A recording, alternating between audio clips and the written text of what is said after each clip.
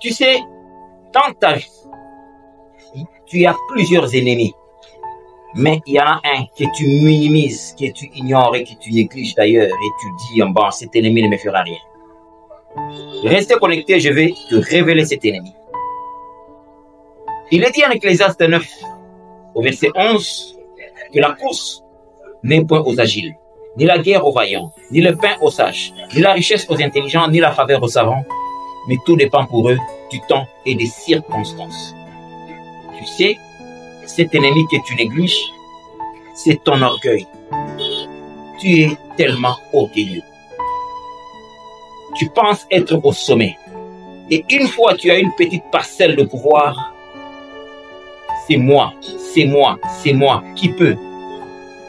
Écoutez, il est dit en 1 Pierre 5, 6, humilie-toi sous la main puissante du Créateur et au temps convenable, il va t'élever.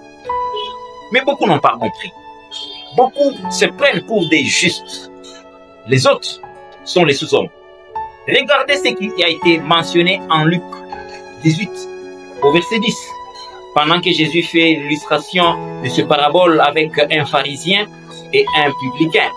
Le pharisien qui se tient, il dit, je ne suis pas comme les autres. Moi, je ne suis pas un prostitué. Moi, je ne suis pas un voleur. Moi, j'ai fait du bien. Tel défaut, il n'y en a pas chez moi. Je ne suis pas comme eux. Il se tient devant Dieu avec un certain avantage. Cependant, de l'autre côté, le publicain n'osait même pas élever sa face devant Dieu. Il disait, j'ai tellement péché, je ne mérite même pas me tenir devant toi. Vous savez ce que Jésus a dit? La prière du publicain était exaucée. Le publicain était restauré beaucoup plus rapidement.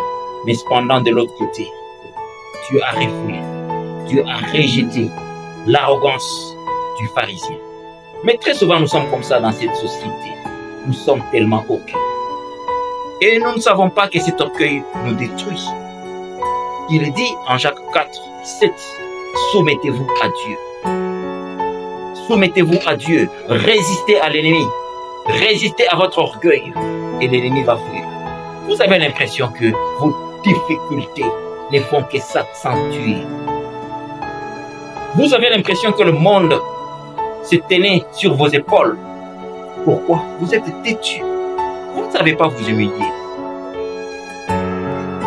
Pourtant, vous n'êtes qu'un vase fragile. Comme le dit 2 Corinthiens 4, 7.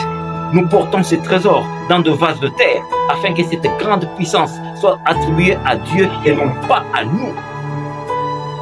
Reconnaissez votre fragilité. Il est dit en 1 Corinthiens 15 au verset 10. C'est par la grâce que je suis devenu ceci ou cela. C'est par la grâce. Vous pensez que vous êtes au-dessus des autres. Loin de là. Et vous dites que non, parce que j'ai persévéré, j'ai persévéré. Mais la capacité même de persévérer là, ça vient d'où? Écoutez, il est dit en Deutéronome 8 au verset 17. Garde-toi de dire, la force et la puissance de ma main m'ont acquis ces richesses. J'ai tenu ferme, j'ai persévéré. Mais avec quelle énergie? Faites attention. C'est comme ça que finalement la nature finit par vous récupérer de là où vous êtes élevé et vous placer à terre. Oh oui. Écoutez, Psaume 127 dit, si Dieu ne bâtit pas une maison, ceux qui se battent pour la bâtir travaillent pour rien. Si Dieu ne veille pas sur une ville, ceux qui travaillent pour la sécurité, la protection, c'est une peine perdue. C'est en vain que vous vous levez matin, vous couchez tard pour manger le pain de la douleur. Mais pendant ce temps, lui, Dieu en donne autant à ses bien-aimés qui sont humbles. Ah oui, je suis très intelligent. Écoutez, cette intelligence-là, ça vient de quelque part. Il est dit en Jacques 1, 17 que tout don parfait, toute grâce excellente descende d'en haut chez le Père de lumière, chez lequel il n'y a ni ténèbres, ni ombre de variation. Alors, pourquoi tu dois être orgueilleux? Je suis plus intelligent. Pourquoi? Alors, faites attention.